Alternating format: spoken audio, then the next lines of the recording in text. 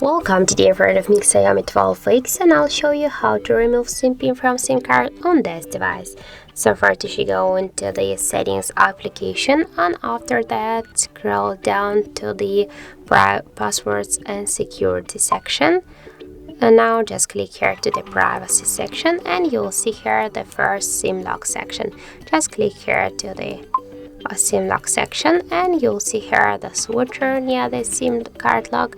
Just to remove SIM pin, you should click here once on the switcher and enter here your currently SIM pin code. In my case, that's from 1 to 4, and then just click here to OK, and as can you see, the SIM lock just is turned off. So that's it. Thank you for watching, and if you find this video helpful, don't forget to leave a like, comment, and to subscribe our channel.